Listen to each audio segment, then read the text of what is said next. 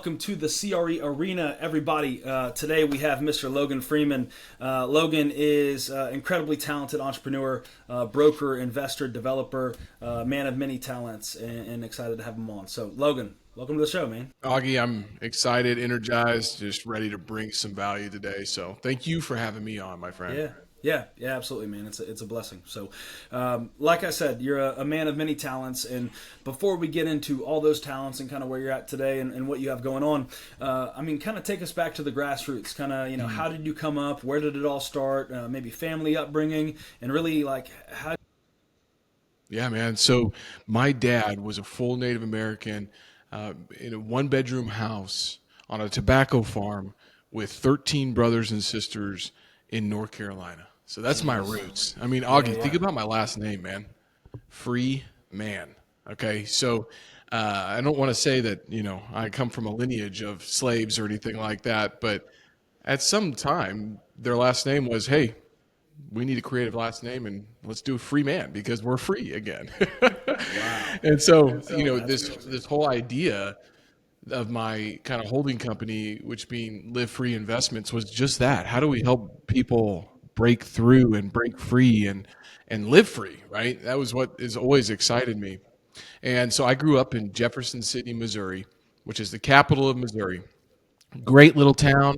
But I would say if you were to have read Carol Dweck's book Mindset, right? It's more of the fixed mindset, not that growth mindset. And I just remember like driving around at the Lake of the Ozarks, which I grew up at, seeing these mansions and these boats and just being like, I wonder what they do, I wonder what they're doing, because you just didn't see that much around Jefferson City. But man, my whole life I've identified as an athlete. I've had that competitive edge. I've had that fire, right? And I think it's because my father really struggled with drugs and alcohol his whole life, and I lost my father 10 years ago with his battle with that, right? And so I needed to find something in my life that gave me solace and I could put that energy and drive to, right? And so that's where I really found athletics. And when I was 14 years old, I started to work. I was like, well, if these people have boats and houses at the lake, I'm sure they're working, right? And so I start baling hay and I start doing dishes at a catering business and have to have my high school write a letter to say, hey, his grades are good enough where he can still, work. But I was 6'2", 225 pounds at the time, and I was 14 years old, so it's like I was big enough and strong enough to do things, right? And so I watched my mom kind of work two jobs her whole life, and it was to supplement what my dad's bad spending habits were, but also it just showed me a work ethic. So I've got this farmer mentality inside of me, right, from my dad and the native side, and I had this work ethic from my mom from Germany. She's just a German, and you combine these two and you get me that kind of popped out, and I think that I've realized now that I have some God-given talents that, if cultivated, can become my strengths.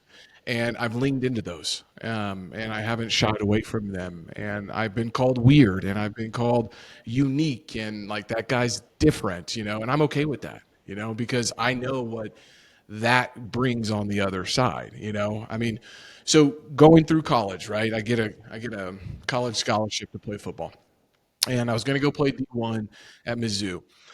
But Mizzou was like, "Hey, you got to come earn your scholarship." And I'm like, "Man, you don't know who you're talking to. Like, I'll earn it, but I don't have any money. Like, I got to get a scholarship to come play. Like, I'm not going to be able to come there." And so Central Missouri and Warrensburg said, "Hey, we'll let you come play for free." And I'm like, let's do that. And so I get there on campus, and my true freshman year, and you know this, Augie, but they typically redshirt your freshman year, your true freshman year, so you can kind of get ready, and you don't play in games, but you practice as a practice dummy. Well, I played my freshman year, my true freshman year, and I broke an ankle, tore an MCL, and got a medical red shirt. And so I was able to kind of get some playing experience, but then got hurt and had to come back. So fast forward the next 4 years, we have some of the best teams in their history, and we have some of the worst teams in history, and that's just kind of how college athletics goes. But I remember starting to seeing these NFL scouts show up at practice, and I walked in one day to my coach, and I was like, "Hey, who are they here to see? Surely they're here to see one of the receivers or the running backs or the quarterbacks." No, Logan, they're in the film room waiting for you. And I'm like, well, that's interesting. Well, I'm 6'2", 6'3" with cleats. I played left tackle in college because I'm an athlete. But you don't play left tackle in the NFL at 6'2" or 6'3". It's just not going to happen. And so they said, hey, we want you to start moving back inside. And so that's when I made a transition to play center. So I played left tackle for 3 seasons, and then I got, well, 2.5 really. And then I got 2 seasons at center. And I was picked up as an undrafted free agent in 2013 with the Oakland Raiders. And so I went out to camp. I beat out a couple guys that they had brought out. I remember going back to the hotel room and my roommate was gone. And I was like, man, we haven't been here a night. And I said, what happened to Johnny? And he said, Johnny couldn't handle Tony Sperano in the film room, so he went home. I was like, yeah, dude, it was that intense, right? It wasn't necessarily the physicality of it. I mean, at the NFL Combine, I was 335 pounds. I ran a 5 flat 40. I benched 225 29 times, and my vert was 30 inches. So, like, I was there, right?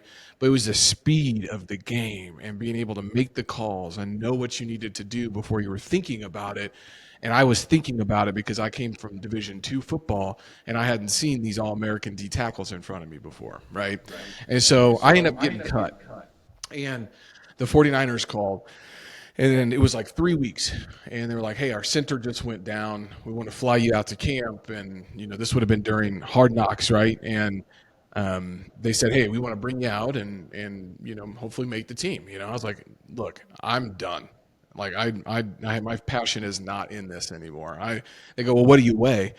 I was 290 pounds. So in 4 weeks, I had already lost 35 pounds, right? 45 pounds. And so my frame is not 335 pounds. It doesn't carry that without eating 10,000 calories a day. So I go back to school, finish my master's degree, and I had to get a job full time because I had no longer had a scholarship. I didn't make any money in the NFL. And so I would go to Sweet Springs, Missouri, and make 265 cold calls a day, sit in a little office in a tiny little town with a phone number that I had to punch the numbers in and call 265 vendors that wanted to sell their products to K through 12 education system. I mean, I was selling lists. One of the worst or best jobs that you could ever have. But I needed some business experience, right? And so that's where I went and got it. And then I went to school at night. And so I did that for 6 months. In that period of time, I lost 110 pounds. So I went from 335 to about 220. And graduated, had a job with Jimmy John's as their youngest franchise consultant that they had ever hired. And I left MCH Strategic Data in Sweet Springs, Missouri, and I graduated. And I was headed off to Jimmy John's and was going to be working with them. But that's when my dad started to have his big downfall, right? And so from graduation, 3 weeks later, my dad's gone. I mean, it was that fast.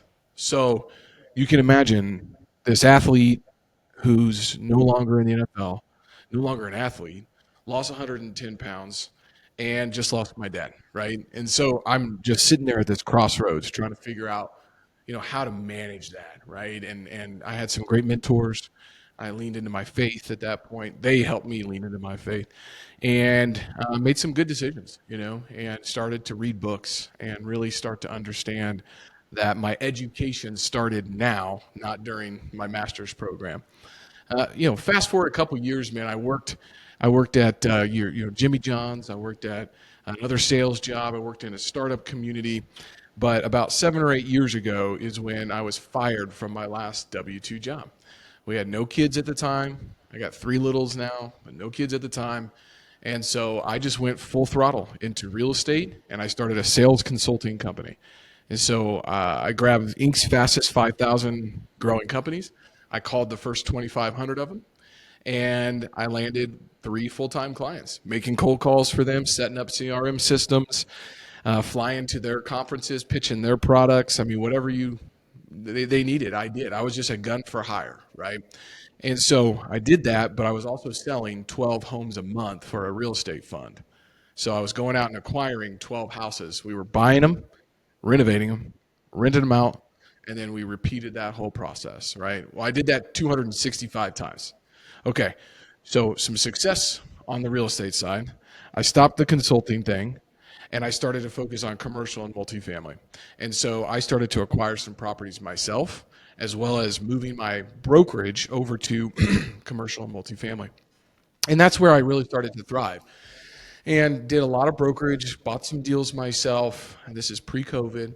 And going into COVID, I think we had about 30 or 35 million dollars of shopping centers under contract that we're actually gonna purchase because I had spent time on Apple's campus, eBay's campus, Intel, and Amazon. And this was pre-COVID.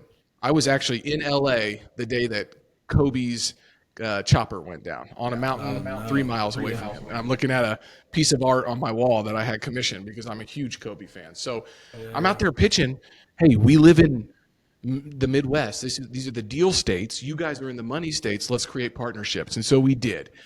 So I had a lot of tech investors. We were able to buy close to $250 million of real estate over the past 5 years. And now I'm really focused on the brokerage side and the growth and land and development. But yeah, still have around, I don't know, 1,500 multifamily units, 600,000 square feet of commercial space. And the brokerage is really starting to pick up steam. And I'm adopting a lot of different technology on how to market properties differently and having some success. So I know that was a ton. That was probably like 12 minutes of my life that nobody wanted to hear. But there's a lot to go through there. Yeah, I wanted to hear all of it, man. So thanks for sharing that. I want to dig into a few things. So, man, our stories and our paths. I knew they were similar, but I didn't know how similar. Yeah. So yeah, same thing with my parents, and my parents had some struggles, very similar struggles. But yeah, same work ethic, tenacity. I actually, University of Miami, Florida, told me the same thing. Yeah. They said, hey, you can come walk on and earn your scholarship. And I was like, we're broke.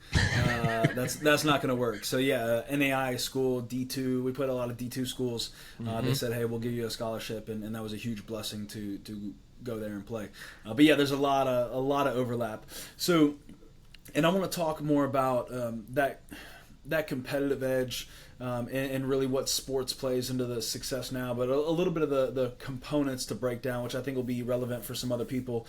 So going from like, hey, I'm a sales consultant, I'll do anything, pay me the money, to working for this fund, from going from that into putting together, I assume you put together a syndication fund. Like, what was that bridge like? Because a lot of listeners, a lot of people, they're in the brokerage realm, investment realm, or wanting to be investors, developers, etc. So, I don't know exactly how much money you were making as a sales consultant and also flipping homes for other people, but I assume it's not, multiple seven figures per year. No. So you have all this cash to just throw into deals. So going from like, sales consultant and like working for somebody else, selling their houses in their portfolio and fund, to, hey, I'm going to go put together $100 million, $200-300 million worth of real estate. Talk to me about that, like the dynamics of it and kind of how that worked out. All right, so I wouldn't interrupt this podcast if I did not think it could massively benefit your business. If you do deals with commercial property owners, then you need REC. You can fly the map, you can prospect owners like never before, up to 160 million parcels with mass prospecting features, and you can put more deals in your pipeline all within one platform. So head over to GetREC, that's GetREHQ.com/arena for a special offer solely for our podcast listeners. I'll see you there. I think that first and foremost, I was able to get a lot of experience using other people's, deals as my experience, right? And so I was just a vendor. So I learned by doing those transactions. Then there's so many resources available now, but one book that I really thought was really well done was Sam Fleshman's book, Principles of Real Estate Syndication. So the understanding the fundamentals, and that's like the textbook. It's like 50 years old. It's been around for a long time. Well, then I found Joe Fairless's apartment syndication book, and it was basically his amalgamation of all of his episodes into a book, and it gave you a playbook.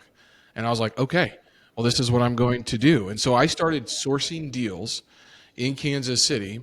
I had these buyers that were interested in purchasing, and then I figured out, hey, if I'm the boots on the ground, I can do the asset management, I can do the property management, I can be the guy here locally, they can be the money partner, and I put together 4 deals that way through a joint venture structure before I did any type of syndication, right? And so I got a very small piece of those deals.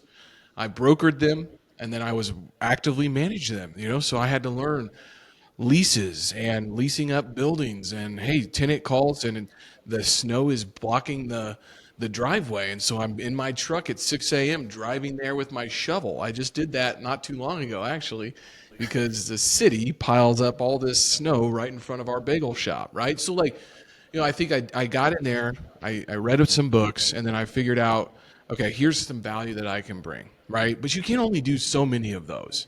And so I have some real estate mentors, and they basically said, hey, you're kind of looking at this like a deal by deal basis. You need to look at this as a business.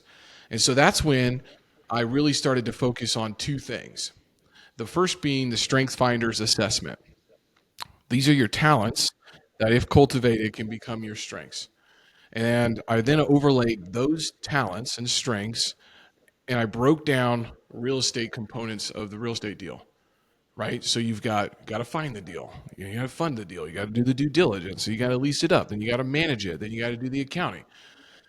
I figured out where my sweet spot was in this other model, which is called the Ikigai from the Japanese, which is like this, Venn diagram that just basically says your strengths, what the world needs, your passions, and what you're good at. Combine that, and you find your sweet spot. So I said, where's my sweet spot in the real estate side? Well, 1, I'm not afraid to talk to people. 2, I'm not afraid to get into the details in regards to the underwriting. So I've learned that skill very well. So I can actually speak to that. And then I'm a relationship builder.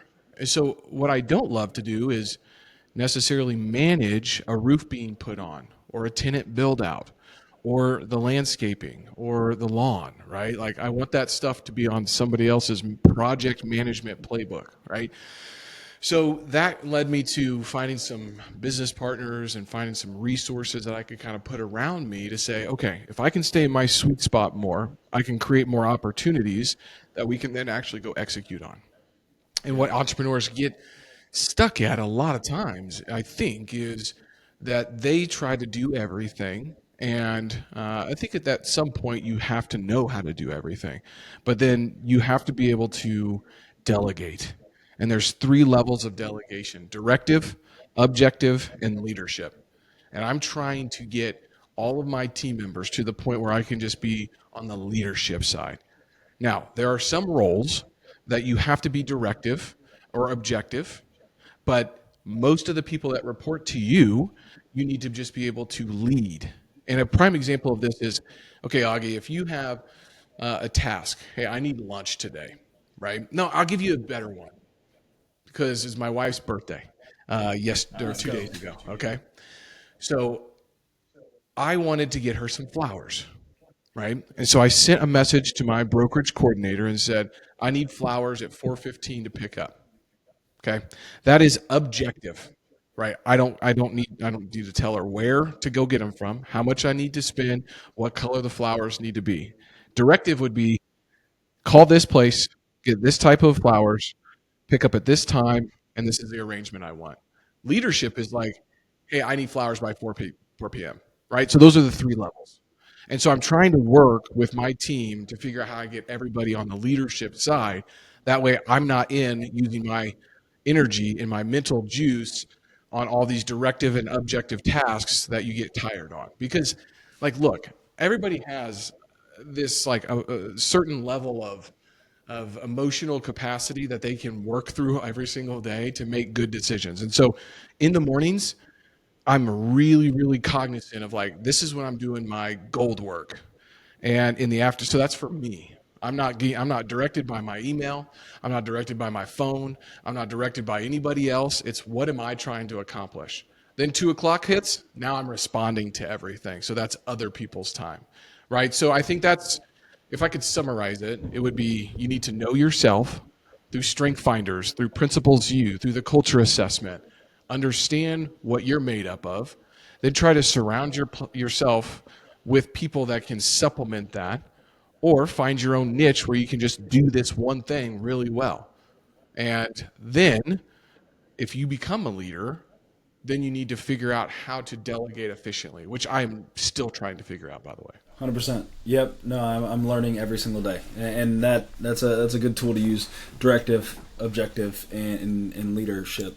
And one of the things I really took out of that is what I feel like a lot of people, they're just not fully educated on, as far as like how to put deals together and do it in a creative sense. So you learned on somebody else's dime, if you will, or being paid to do that.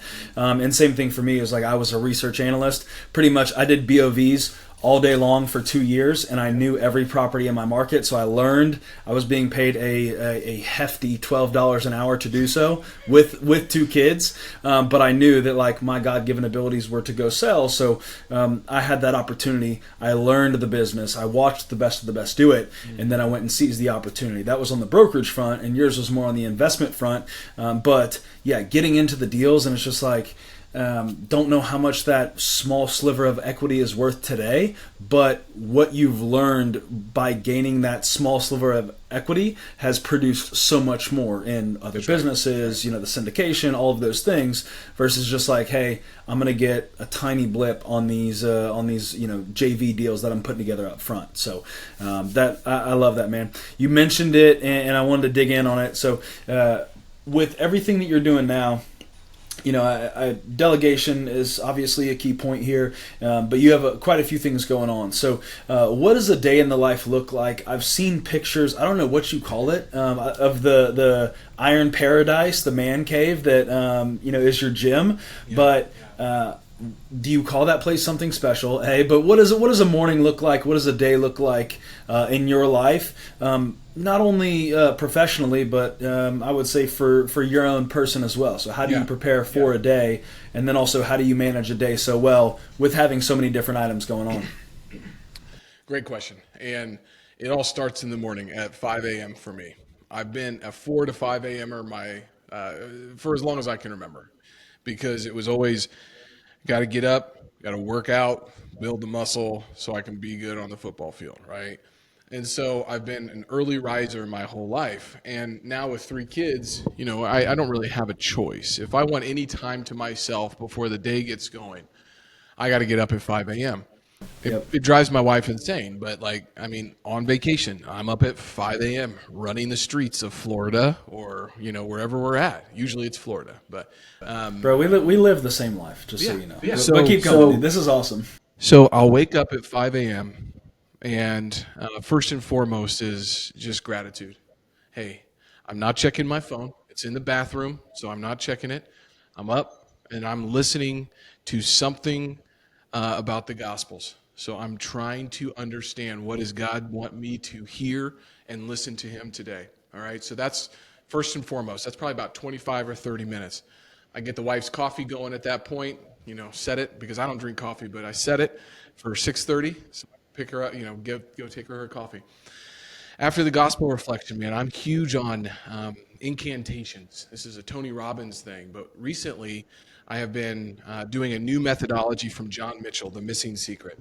So for 12 minutes, I have a document that I've been reading for the last 120 days that has this, and I took this to heart because David Goggins, is a big visualization guy. And if that guy is a visualization guy, he's like the least, tutti frutti and or, out there in the whatever land. He's very grounded. I mean, he's, if you listen to him, that guy's running miles and miles, is putting himself through pain, but he visualizes everything. And I said, I need to do this.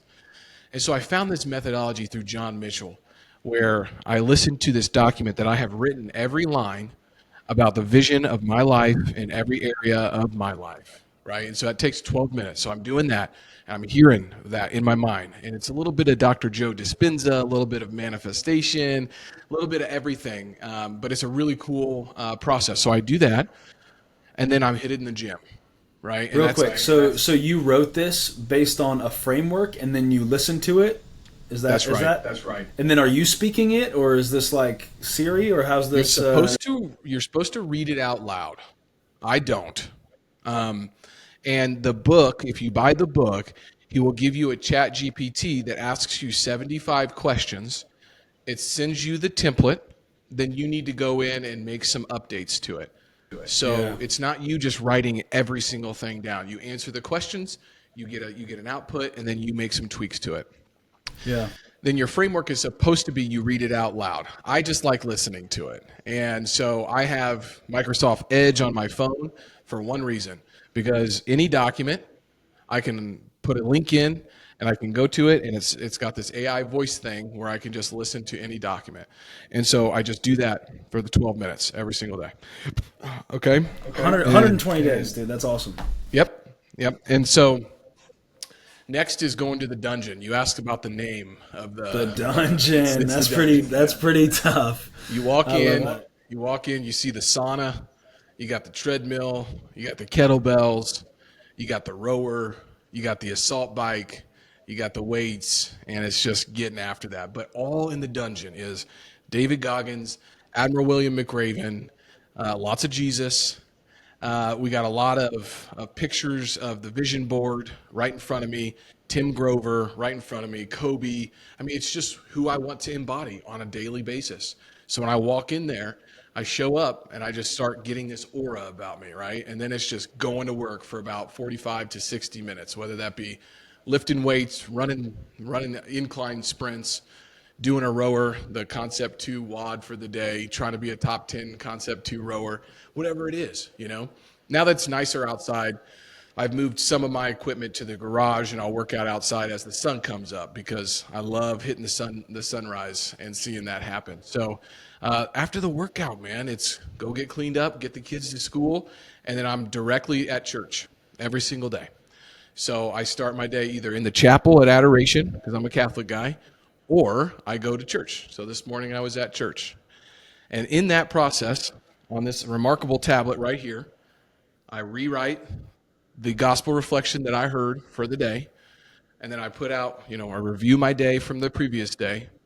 I talk about meaningful conversations a lot. Who are the 5 people that I'm talking to today that are going to move something forward in my business, right? So those are the 5 meaningful conversations. I've been tracking this for, since January, right? My goal is to have 5 of those a day. I'm averaging 4.62 meaningful conversations. Then another buddy of mine, Andy Frisella, and I call him my buddy.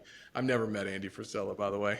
First Form. I did like 2-3 weeks ago. Had the 10-minute conversation with him in the lobby of First Form. It was awesome. That's awesome.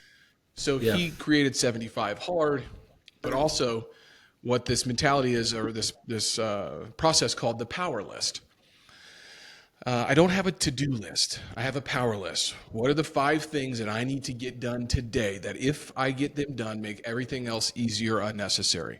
And so I can show you 120 days on my remarkable tablet of having my power list done, right? So I don't start my day without reviewing the previous day, doing another gospel reflection, talking about or thinking through who the meaningful conversations are going to be, and then hitting the power list. After the power list is done, I'm sitting here in this office, and I'm going to work. And usually from 9 to 12, it's not responding, it's not making phone calls, it is what do I need to do to push these deals forward or these initiatives forward. Then after 12, I'm responding, I'm making phone calls, and I'm in meetings most of the day. So that's a day in the life, But I'm going to write this post, and it's going to go out tomorrow. I'm so glad you asked. Yesterday, let me just give you a day in the life. I wake up, and I see a landowner of 120 acres that needs to find a buyer. Okay, I'm working on that, it's first thing in the morning. So I'm on the phone with him. Then I'm driving myself all the way out to Lone Jack, Missouri, and looking at a 500-acre beef processing plant that's shut down, seeing if it can be redeveloped into a data center or an industrial hub. Then I'm back in the car. I'm on the phone for 45 minutes, back here, doing a BOV, doing some underwriting, and getting some inspections scheduled for 2 properties that we have under contract. An hour later, I'm pitching scattered site, single-family home, multifamily portfolio, $55 million deal to some buyers. After that, I'm driving to a meeting in person with a landowner that has about 16 acres we want to do an industrial development on. I walk out of that meeting with a signed LOI on that land. I come back to the office. I create a Marvel comic thing for my son so he can look at, Mighty Ezra, because he's obsessed with Spider-Man and stuff. So I print that out.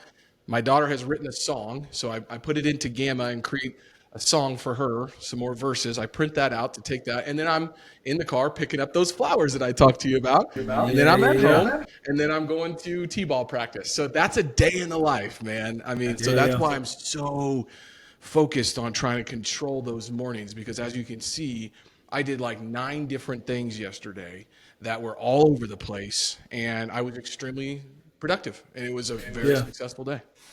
Let me ask you a question. This is all great stuff. And a note on Andy Frisella real quick.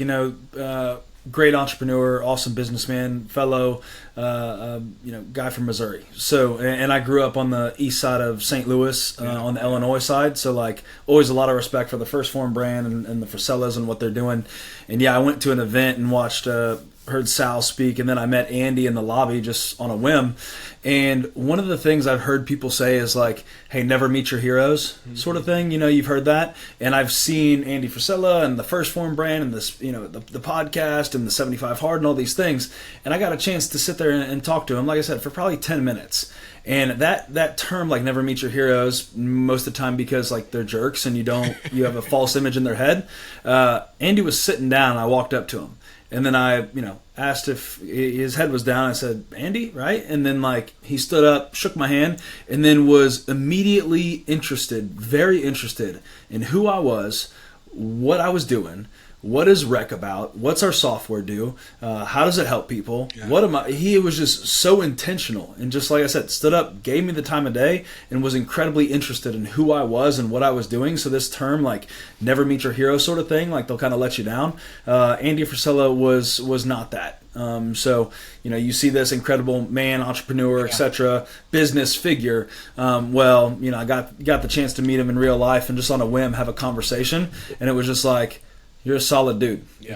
It's not just when the cameras are rolling or whatever, but like, this is a really solid dude that cares, with good principles and good work ethic. You can definitely see that, and he's been through some stuff in his life, but you also don't become best buddies with Ed Milet if you're not the real deal.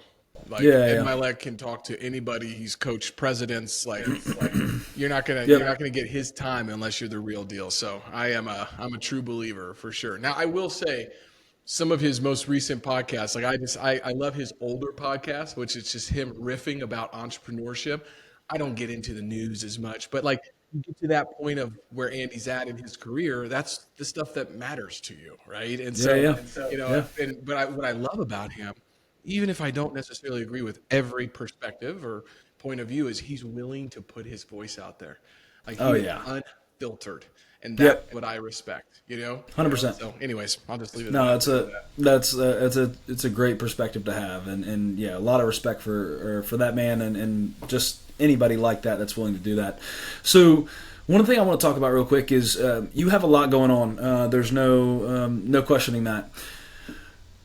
A lot of it can boil down to there's weight and responsibility, right? You got a lot of responsibility. You got 3 small kids. You've got a couple different businesses. You got 7 and 8 figure deals on the line that you're brokering, personally involved with. I assume handling some debt, all these things, employees, payroll, all of the things. What would you say is how do you grow up to that? This is one thing I've been thinking about a lot lately, is like the position I'm in now versus I remember when I went 100% commission, right? Like when I went from a monthly stipend and research to like going 100% commission, I was scared to death. They had to walk me off the plank. Thank God they did. But now to the point of like, where I'm at now with multiple businesses, commercial real estate deals, employees, etc., it's just a completely different dynamic. So not as much how do you prepare for that, because what I've learned is it's just day by day and week over week, you just kind of ease into it and what becomes a new normal. But how do you deal with that today, of that weight of responsibility and saying, hey, we're going to go for this $5 million, $10 million deal, or hire this extra employee, or, as a person, not so much a professional, but like the weight of that. Yeah. How do you handle that? How do you carry that? I mean, you do a lot of great things in the morning, which seem like they help, but, talk to me about that. Yeah. Well, I think that first and foremost, your challenges, my challenges, are somebody else's, diddly squats. And I'm gonna say that again. Like, put it better. The thing that is causing you the most problems and anxiety in your life, somebody has already solved for, and it wasn't a big deal. And so I try to put myself around people that have been there and done that. So I seek out this mentorship from these guys and gals that are 20, 30 years older than me. I have regular coffee meetings with them. Hey, what are you working on? They ask me, what am I working on? What are you struggling with? What are the challenges that you're going through? After I voice them, and Tony Robbins talks about, if you can name it, you can tame it. And so just getting it out of my head, and I used to just do it with writing, and now I take the writing and I brainstorm with ChatGPT. Then after that, I go meet with one of my mentors and say, here are the biggest challenges that I've got. And they say one thing that alleviates all of the pressure, all of the stress, all of the weight. Like, for example, hey, man, Brad, one of my mentors, like, I'm really struggling to find a real estate deal. He goes, well, Logan, I've been doing this for 45 years now, and I've realized that real estate deals are like the city bus. And I said, well, what do you mean? He goes, there's another one every 10 minutes. You just have to be in the right place and wait. And I'm like, well, that's interesting, So what did I do with that, right? Well, I put myself in a scenario where I'm never predicated on one deal. Just think about that. If you have one thing going on that has to go right to make your life better, that is a bad position to be in, right? And I learned this heavily when I was really focused on the acquisition side of the private equity side, because during COVID, it was a really good period of time to purchase because nobody could come to Kansas City and review deals. Well, then the Fed slashed rates, and everybody was a real estate developer, entrepreneur. Prices went through the roofs. We didn't buy anything for 18 months. So that's really hard. I also wasn't focused on my brokerage at that time. We were focused on 1031 exchanges. Well, people weren't selling deals, so there were no 1031 exchange buyers. So I took that advice and I said, I need to build a firm that isn't predicated on just acquisitions. We need to be able to do consulting work, feasibility analysis for real estate deals. We need to understand land. We need to understand leasing. We need to understand not just investment sales, but owner-user sales, all of those things. Then I went out and found specialists for each one of those people or those asset types, and I started putting them around me, right? And so now, if one deal falls out of my pipeline, I've got a pipeline of $270 million of real estate right now. Even if it's a $14, $15, $16 million deal that pops out, I'm not hurting. But if that's the only thing that I'm working on, and I spent all my energy and time on that, and that falls through, you're screwed. So I'm trying to figure out how to insulate myself from not just the market, because I heard somebody else the other day say, man, the real estate market's really slow. Commercial real estate brokers are really hurting. I'm sitting here like this is the best time of my real estate career right now. I've never been working on this many opportunities. And I just heard somebody say, this is the worst time for commercial real estate. I'm like, what world are you living in, right? Like, that's not the truth. And so I heard BJ Feller say this on LinkedIn, and she's a broker. I forget where she's at, but she said, this is a cycle defined by individual pipelines and localized execution, not broad sentiment. Whether your outlook is bullish or uncertain likely depends more on what's in your queue than what's in the headlines. And that just nailed it, right? And so now, when a problem comes or a challenge comes, I have so many other things that can supplement that challenge, that issue, that I'm not making irrational decisions because I'm trying to save something, or my gosh, if that falls through, we're in a really bad spot. Now, this has taken 9 years to get to this position. You can't just fall into that. And I have 5 people around me working full time to bring opportunities in, right? So it's not just me.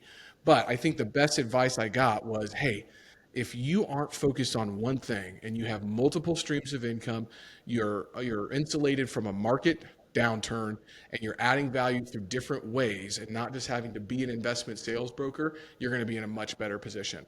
So I would urge anyone that is a real estate entrepreneur to figure out, is what I'm doing predicated on interest rates? Is it predicated on certain capital flows, certain buyer types? If something like if you were an office broker, for example, do you know how to do industrial? Do you know how to do land, right? Because if you were doing office leasing and, obviously that might have been tough. Now it's coming back, right? And we're seeing a big comeback. But like for 2 to 3 years, that could have been a really big challenge. And so if you don't have other skill sets that can be moved into another vertical, then you're going to be a challenge. So I also look at these skill sets and I've long thought about this. What does a real estate broker do? We're marketers. We are creating a market for a product. So I'm looking at every project that I'm working on as a product launch. Like for Rec, for example, you got a new product launch coming out. I know it because I've been on the webinars, right? And so I'm looking at that 16,000 square foot flex industrial building as a product launch. How can I market this in a specific way that shows people how this is different, how it's going to benefit them, right? And so that's kind of my answer to that question, I think, is making sure that you have diversified skill sets and income streams that can alleviate some of that pressure and that stress. Now, there's been times in my career, and I will tell you, I've gone through a winter season for 2 years prior to this year, very difficult times. What did I do? I forced myself to get into 35-degree water every single day. I stopped drinking alcohol. I stopped all vices, basically, in my life. I haven't played golf in 15 months because I realized I'm using that as a crutch, right? I removed all of those things out of my life, and I said, I need to face what those feelings actually are. And I dealt with them. And I got counseling. And I got help. And I went through it. And I wrote. And I met mentors. And I got in the cold bath. And I got in the sauna. And I worked out. And I lost 60 pounds. So, I mean, the list goes on, right? But now you're getting to a point where you start to see that deep work come out in different ways. And now you're bringing positive energy into your life that is creating those opportunities. So I'll just say that on the personal side. I love that, man. Quick question on that. So, as an entrepreneur, how do you determine? I got 2 questions here, so we'll rapid fire these. One is about mentors, which we'll follow up on that. But as far as like having many things going on, so multiple streams of income, different, and a lot of the things you're doing have great synergy, right? Yes, on the brokerage side, the investor side. So is that the key to it? Because a lot of like the downfall of entrepreneurs is the shiny object syndrome. That's right. Right. So like we're building Rec and we're doing these great things, really cool things, but man, it's like, oh, here's a place where technology really sucks. Mm-hmm. Here's an opportunity. Here's a cool feature that we could build onto this. And it's like, does that align with like really what we're trying to serve? So multiple things going on. How do you protect against shiny object syndrome? Like how do you know when to push versus pivot and go deeper into a line of business, opportunity, etc.? I'm still figuring that out. But my wife, her strengths are strategic. That's her number one strength. So when Mr. Idea comes over here and says, hey, I want to go buy this 50-acre farm. It has an event center on it. Why don't you quit your job and run the event center? She looks at me and she goes, what are you talking about? I go, sweetie, it's an incredible deal. Price per acre is fantastic. It's in the path of progress. We can have weddings. It'll net $600,000. She looks at me and she goes, stop. Focus on what your number one priority is, right? So I have this trusted, what I call board of directors around me. So idea comes in, I vet it out through ChatGPT. ChatGPT is trained on what I call my align method, has my number one focus, number one goal, $100 million in commercial real estate this year. That's it. If it doesn't serve that, you're not doing it, right? I'll still try to massage some things around there, and then I'll take it to the board of directors. So that's 3 people that I have in my life that I bring them ideas, and they ask me hard questions about it. Yeah, Logan, you could do that, right? Like I've got this big idea of the Kansas City market land intelligence system, and it's basically this awesome thing that's going to help me find the best development sites for developers. But it's a technology play. And that it doesn't necessarily serve what I'm trying to do right now, right? So that's number one, is making sure you have some decision filters within your criteria, right? And real quick, is this board of directors? These are AI board of directors? No, these are real people. Okay. Because I've heard that play as well. It's like, hey, I want an expert in sales, one in leadership, one in product, etc. You are now my board of directors. Let me ask and fire you questions. And also, you can frame like, hey, for marketing, it's like I want a board of directors for social media marketing with a Gary V perspective. And I've heard of people creating their board of directors or sounding board based on GPT or like an AI model, which is really, really cool. But just wanted to make sure, like, we talking real people or Sam Altman's minions here? Two qualifications for these people. Number one, they have to have known me for 5 years, ups and downs. They have to be. There's three, I guess. Know me for that period of time. Number two, they're not afraid to hurt my feelings. Yeah. And then number three, are they living the life that I would want to live? Would I trade places with them? Faith, family, fitness, and future. And so there's very few people that fit that board of directors role for me, right? Yeah. So that's kind of how I keep myself in line, right? In regards to all the different things that kind of come through, and all the ideas that I have on a regular basis. But here's a good example, Augie. I was finding myself training my brokers during 8 to 5 hours. And I was like in meetings with them for 2 to 3 hours. I'm like, this isn't working. Like, we need to be out creating opportunities right now. Yeah. So I've created a business that on Tuesday at 5 o'clock, I'm going to create a curriculum and a group of brokers. Now that I have, you've been a guest speaker on, that we have that are paid members to come to a group called the Brokers Mastermind, where we're bringing our best ideas. We're bringing guest speakers like yourself on. And I can't tell you, Augie, how many times I have trained people on finding your lucrative niche. I mean, dude, you could package that up and sell that and probably be a 7-figure earner just by selling how to do your lucrative niche. It was so valuable. So thank you for that. But like, I do that on Tuesday afternoons now, or evenings, instead of during my work period of time. And if you're a broker on my team and you want one-on-one and or group training, that's the time that you come do it, and you'll make it work, right? Or you won't. But I'm not going to spend 3 hours on a Tuesday afternoon doing that anymore. Well, that is now a business that is generating revenue, that is also serving my brokerage and many other people, and the success stories out of it are going like crazy. So, and now it's just growing. So I think that's a prime example of, like, my wife was very skeptical at first. And I said, sweetie, I'm already doing this work. I just need to do it at a different time. And now it's obviously grown into something much larger than that. But that's a prime example of, like, hey, I need to be able to prioritize my time. And we created a business around it, and it's being successful. Yeah, absolutely. And I'll drop that in the links below because we actually had Tyler on, we had your business partner on about a month ago, 2-3 weeks ago. Yeah. So he's actually first episode of season 2. So that'll be dropping here soon. I'm sure by the time this drops, awesome. It'll already be out. Awesome guy. Really enjoyed our time together. And thanks for the intro, right? Like, my intro to him was through you coming to speak to your group, which was a blast. Okay, so one more question here before we spin the wheel. Didn't tell you about that, but be ready. So mentors.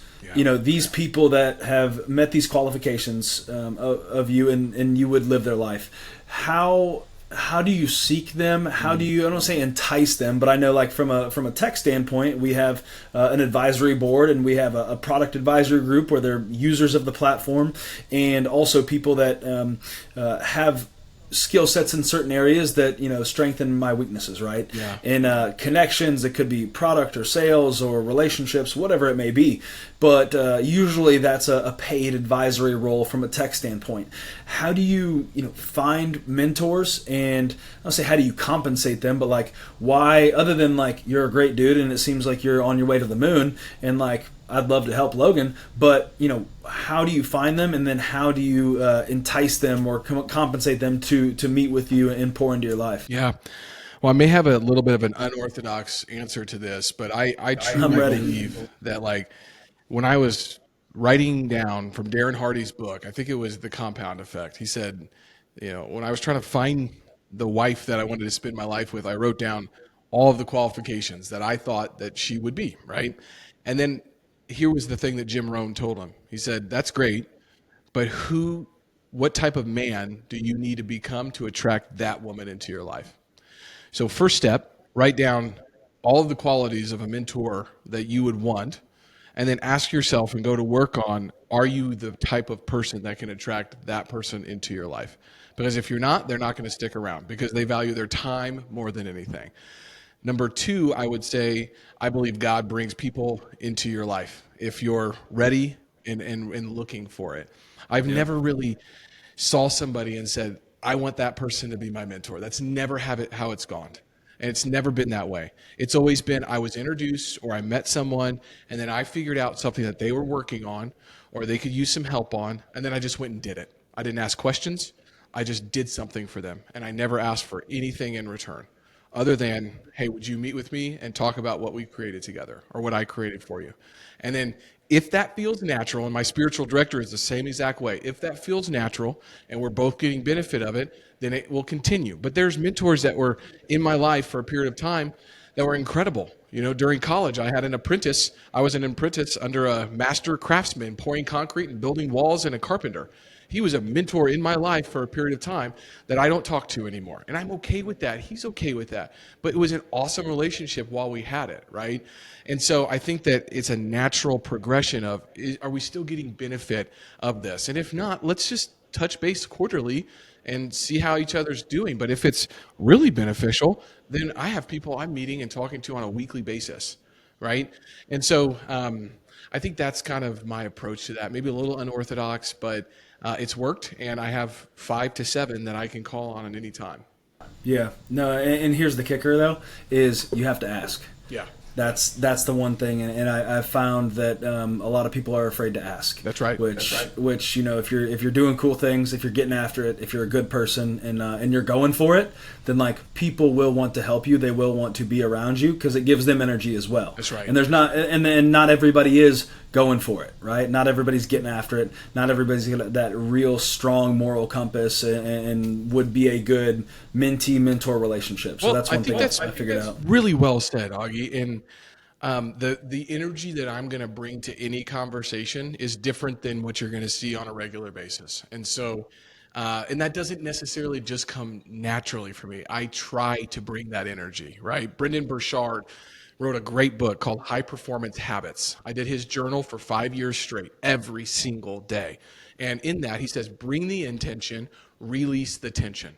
Every meeting that you're going into, bring the intention. And that guy has changed millions of people's lives. And now he's hanging out with Ed Milet on a regular basis on his podcast, right?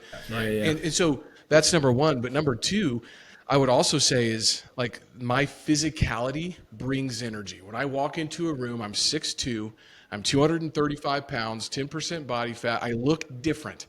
And people, I'm just going to say this, but if you're a healthy, active individual, people want to be around that, especially if they're aspiring to be that.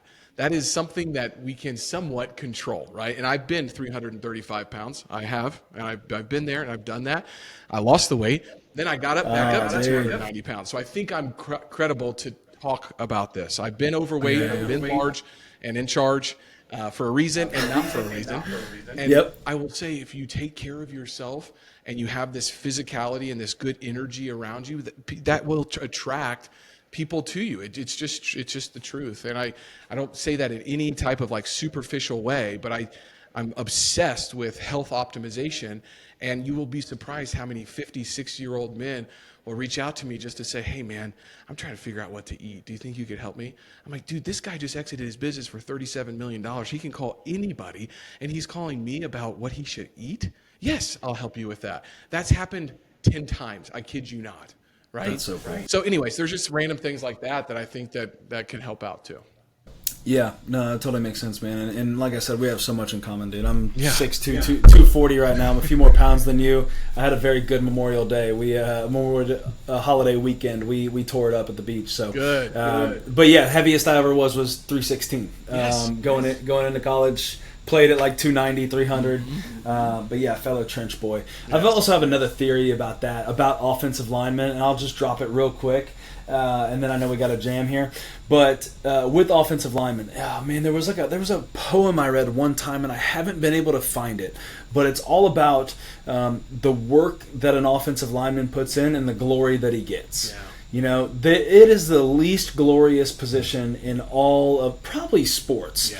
Okay, it is very unique. One of the only positions your back is turned to the ball the entire time, just because you're taking the brunt force of other people. And like, if it's not for Michael Orr in The Blind Side, then like, I don't think people would know what the offensive line is, right? Like, they know left tackle, and they're like, yeah, then there's the other guys. Yeah. You know, especially your guards and centers. Like, center might get some glory, but like, for the most part, I played left guard, right guard, tackle when I had to, and there's just no glory to it. But what that's done and how that's translated to business is like, man, I'm just not in it for the glory. Yeah. I don't need my name to be up in lights. Like, I'm just a workhorse, and I'm here to see the team win. And every single day, I wake up to watch Rec be successful, and I work for Rec. I work for the team, and that's why I give it everything I have every single day. So a lot of that translates to the trench boy lifestyle. Absolutely, man. And it's cool to see that same, very similar perspective in you. So before we go here, man, last thing, we've got the wheel, okay? And we're going to spin the wheel, and there's a variety of topics on here. Oh, we got a light that's jacking it up.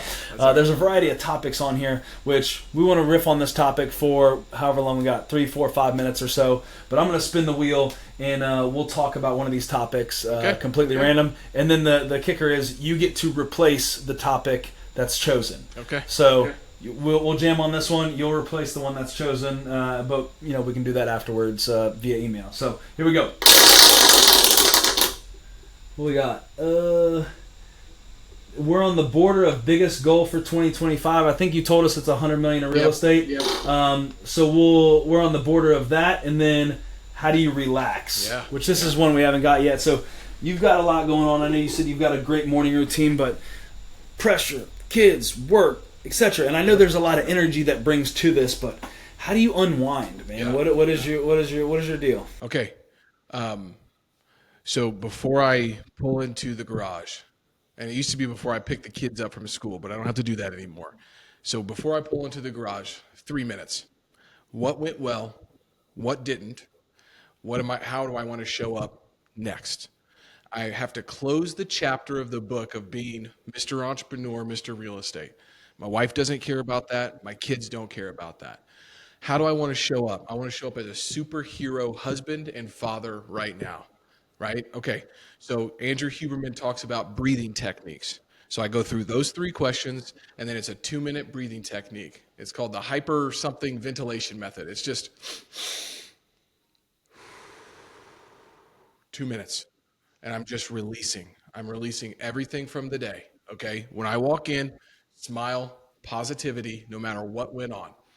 Then phone goes straight up to my bathroom in my house, and that's on the second floor, farthest place away from me. So from 5 to 8:30 or 9, my phone is gone, and I am there present with my wife and my children. All right. After that, I might check my phone again if my wife is watching TV or something like that, or I need to work a little bit while we're on the couch. But typically, the phone's still away, and I'm just working on some sort of what St. Ignatius calls the spiritual exercises. And so this is kind of an examination of my conscience, and that helps me kind of reset for the next day. Then I'm thinking about, okay, what's my power list look like for the next day?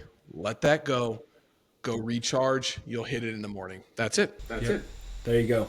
I love that, man. I have a very similar thing. I go under an underpass that's 2-3 minutes away from my house. I said, hey, when I go under that underpass, hang up the phone, leave it there. That's right. Leave it there. You can pick it back up tomorrow. So beautiful stuff, man. A ton of value in this episode. Cannot thank you enough, brother. So if people want to get connected with you, where's the best place to do so? We'll be sure to drop the links below. Absolutely, man. You can find me on LinkedIn on a daily basis. Mr. Kansas City, Logan Freeman. Connect with me on LinkedIn. I put everything out there, newsletter, websites, everything. Yep. Just connect with me there. ton of value. Logan, brother, I cannot thank you enough for being on the show, man. And everybody tuning in, thank you so much for tuning in. As always, like, share this, tag someone that needs to hear this value that Logan brought to us today, and we'll see you next time. Peace. See ya.